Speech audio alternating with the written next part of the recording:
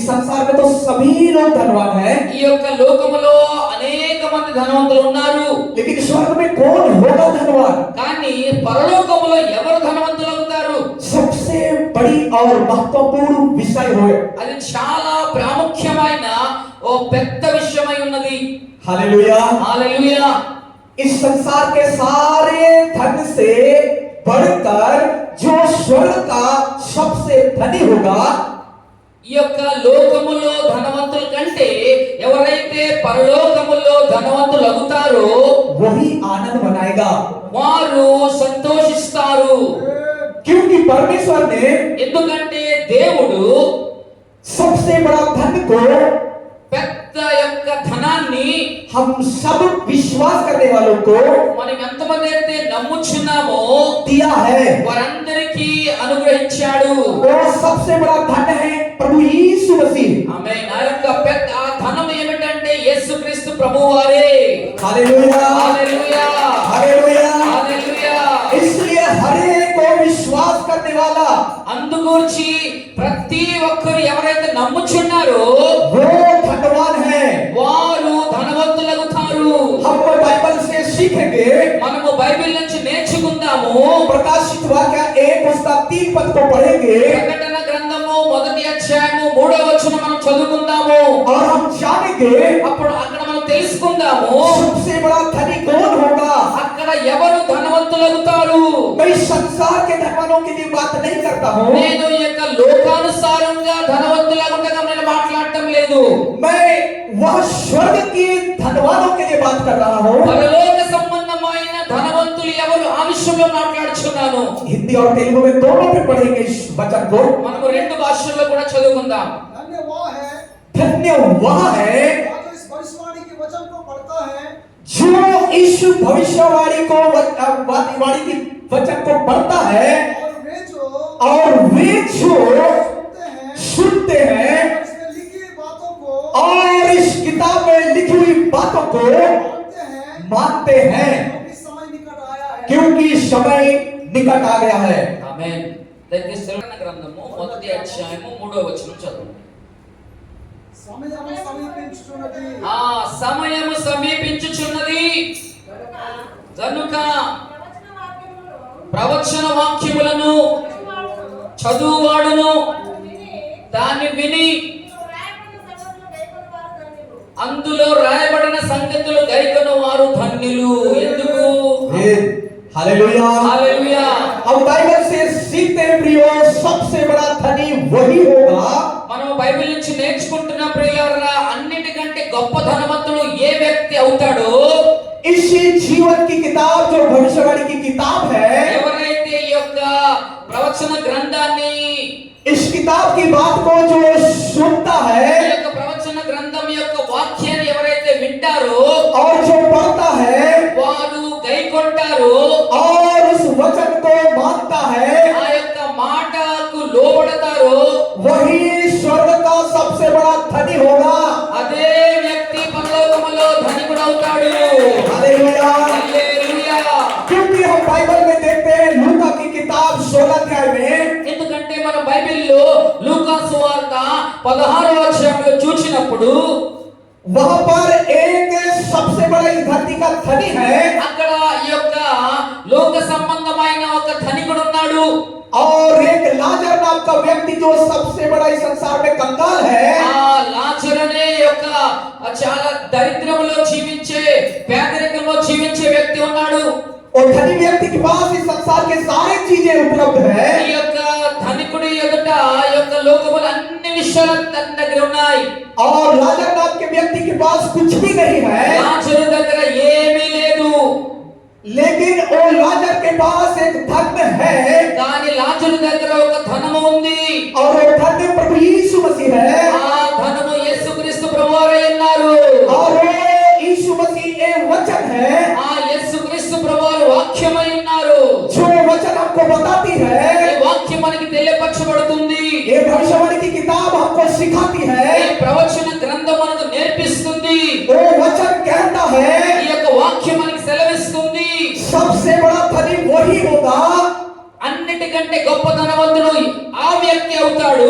वो यीशु का वचन को सुनता है ఎవరైతే యేసు యొక్క మాటలు వింటారో और पढ़ता है చదువుతారో और मानता है, వారు గైకొంటారో वही स्वर्ग का सबसे बड़ा धनी है।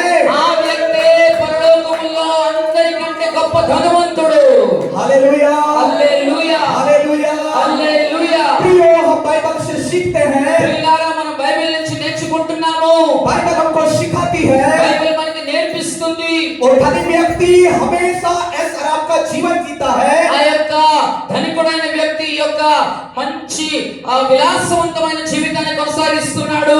लेकिन उन्होंने यीशु मसीह को अपने जीवन में जगह नहीं दिया। కానీ ఆ వ్యక్తి యేసుక్రీస్తు ప్రభువు వారికి తన యొక్క జీవితంలో స్థానం ఇవ్వలేదు। अपने जीवन काल में बहुत कुछ धन कमाया, ఆ యొక్క జీవిత సమయంలో అనేకమైన ధనాన్ని ఆయన ఆర్జించుకున్నాడు। उसके पास गाड़ी है, मोटर है, बंगला है, सब कुछ है, ఆయన దగ్గర కారు, బైకు, మోటార్ అన్ని ఉన్నాయి। लेकिन उसके पास यीशु मसीह नहीं है। కానీ ఆయన దగ్గర యేసుక్రీస్తు ప్రభువు లేరు। एक समय आता है, ఒక సమయం వస్తుంది, लाजर जो कंगाल व्यक्ति, లాజరు పేదరికములో జీవించే వ్యక్తి एक दिन वो मर गया। ఒక రోజు ఆయన చనిపోయాడు। बाइबल बताती है, बाइबल में नहीं लिखा है कि वो गाड़ा गया है, బైబిల్లో అక్కడ రాయబడలేదు అతనిని సమాధి చేస్తారని రాయబడలేదు। लेकिन स्वर्ग से स्वर्गदूत आकर उस आत्मा को अब्राहम की गोद में ले जाकर पहुंचा देते हैं। కానీ అక్కడ గమనించే విషయం ఏమిటంటే పరలోకములో నుంచి దేవదూతలు వచ్చి ఆ యొక్క శరీరాన్ని యొక్క ఆత్మను దేవుని దగ్గర చేర్చేస్తున్నారు।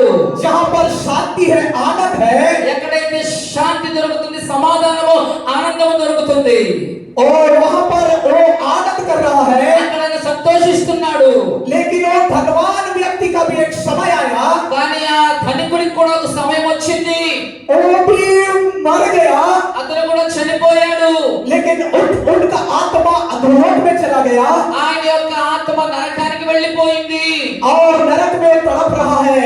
ఆ నరకములో అతను అక్కడ కొట్టుమిట్టాడుతున్నాడు। हालेलुया, హల్లెలూయా हालेलुया। హల్లెలూయా। इस संसार में जो कंगाल था, उसके पास कुछ भी नहीं था, लेकिन उसके पास यीशु मसीह था। ఈ యొక్క లోకములో పేదరికములో జీవించే వ్యక్తి ఆయన దగ్గర ఏది లేనప్పటికీ యేసుక్రీస్తు ప్రభువాన్ని ఆయన కలిగి ఉన్నాడు। इसलिए वो स्वर्ग में चला गया। అందుకే ఆయన పరలోకానికి వెళ్ళాడు।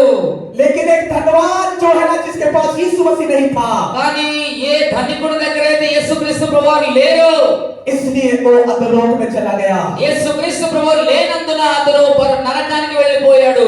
इसलिए आप इस संसार में सबसे ज्यादा गरीब हो सकते हैं। అందుగురించి ఈ యొక్క లోకములో మీరు అందరికంటే పేదరికంలో జీవించేవారు అయి ఉండొచ్చు। आप बीमार की दशा में हो सकते हैं, बीमारी की दशा में हो सकते हैं, లేక మీరు రోగములో జీవించొచ్చు। आप गरीबी की दशा में हो सकते हैं, మీరు ఏదైనా విషయంలో సమస్యల్లో ఉండవచ్చు। सबसे ज्यादा दुख के दशा में हो सकते हैं, చాలా దుఃఖాక్రాంతులై ఉండొచ్చు। लेकिन आप सबसे बड़ा धनी हैं, కానీ మీరు అందరికంటే ధనికులు। क्योंकि आपने इस वचन को सुना है, पढ़ा है और इस वचन के अनुसार जी रहा है। ఆమేన్। ఎందుకంటే ఈ యొక్క వాక్యాన్ని మీరు విన్నారు, దాన్ని చదివారు, వాక్యానుసారమైన జీవితం మీరు జీవిస్తున్నారు। हालेलुया, హల్లెలూయా हालेलुया। హల్లెలూయా। इसलिए आपके लिए एक जगह तैयार है, అందుకొచ్చి మీ కొరకు ఒక స్థలము సిద్ధపరచబడింది। जो कि वहां पर इस संसार के धनवान लोग नहीं जा सकते। అక్కడికి ఈ యొక్క లోకానుసారమైన ధనికులు చేరలేరు।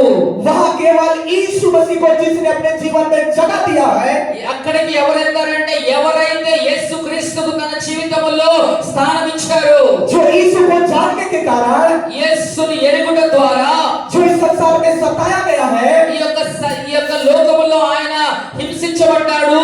घर से गांव से बाहर किया गया है, గ్రామము నుంచి ఆ యొక్క ఇంట్లో నుంచి వెళ్ళగొట్టబడ్డాడు। सबसे ज्यादा तिरस्कार किया गया है, ఆయన్ని వారు తిరస్కరించారు। लेकिन उसको स्वर्ग में जगह उनके लिए तैयार हो चुका है। కానీ పరలోకములో ఆయన కొరకు స్థలము సిద్ధపరచబడింది। हालेलुया, హల్లెలూయా हालेलुया। హల్లెలూయా। इसलिए पौलुस प्रेरित कहता है, అందుకే అపోస్తలుడైన పౌలు సెలవిస్తున్నాడు। हम देखेंगे మనం చూద్దాం दूसरा तिमुथियुस की पत्री, दूसरा अध्याय, पहला पढ़ेंगे। రెండో తిమోతి గ్రంథము 2వ అధ్యాయము మొదటి 2 వచనాలు చదువుకుందాం. క్షమించండి, పత్రిక. इसलिए हे मेरे प्रिय पुत्र, इसलिए हे मेरे प्रिय पुत्र, उस अनुग्रह से उस अनुग्रह से मसीह यीशु में है, जो यीशु मसीह में है, बलवंत हो जा, हाँ बलवंत हो जा। और जो और जो बातें बातें उन्हें बहुत गवाहों के सामने हाँ उन्हें बहुत गवाहियों के सामने मुझसे सुनी है, हाँ मुझसे सुनी है, उन्हें विश्वासी मनुष्यों को सौंप दे, उन्हें विश्वासी मनुष्यों को सौंप दे, जो औरों को भी सिखाने के योग्य हो। जो औरों को भी सिखाने के योग्य हो। ఆమేన్. तेलुगु में भी पढ़ सकते हैं। చదువుదాం. 2 తిమోతి 2వ అధ్యాయం మొదటి 2 వచనం చదువుదామా? ఆ క్రీస్తు యేసునందున్న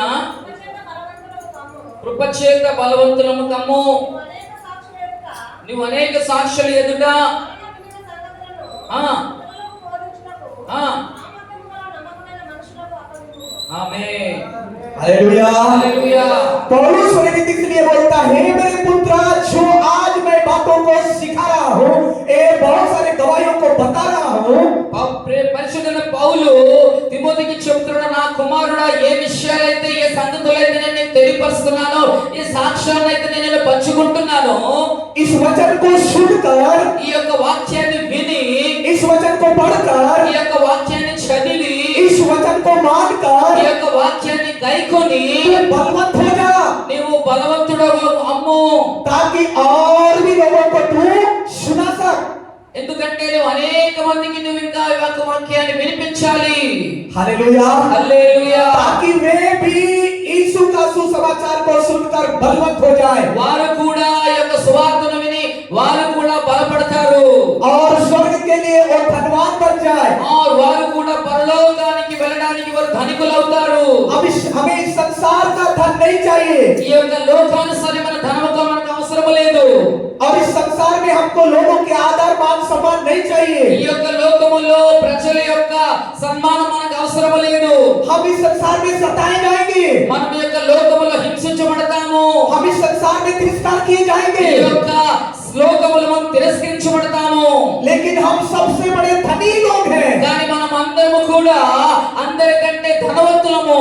हर एक को पासवान, हर एक को विश्वासी, ప్రతి ఒక్క దైవ సేవకులు, ప్రతి ఒక్క విశ్వాసి కూడా जो इस वचन को मानता ఈ है, యొక్క వాక్యాన్ని ఎవరైతే గైకొంటారో वो स्वर्ग के लिए सबसे बड़ा धनी व्यक्ति है। ఆ వ్యక్తి పరలోకానికి గొప్ప ధనికుడు అవుతాడు. प्रकाशित वाक्य 22 अध्याय उसका 7 पद में लिखा है, ప్రకటన గ్రంథము 22వ అధ్యాయం 7వ వచనంలో రాయబడి ఉన్నది, देख मैं शीघ्र आने वाला हूँ, చూడుడి నేను త్వరగా రాబోచున్నాను.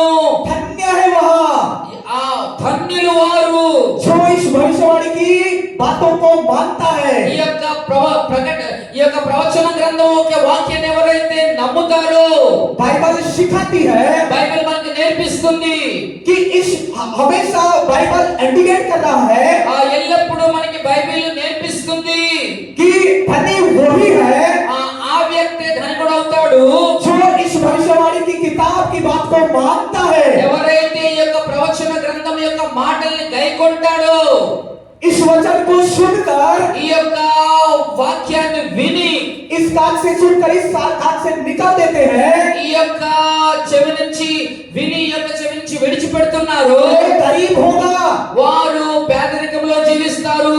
वो मरते दम तक भी चढ़ जाए, వారు చివరి తుది శ్వాస వరకు కూడా वो कभी स्वर्ग का धनी नहीं बन सकता है। అతను ఎప్పుడు కూడా పరలోక సంబంధమైన ధనికుడు అవ్వలేడు.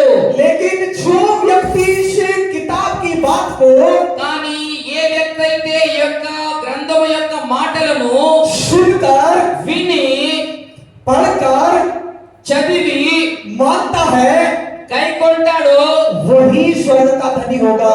ఆ వ్యక్తి పరలోకములో ధనికుడు అవుతాడు. हालेलुया।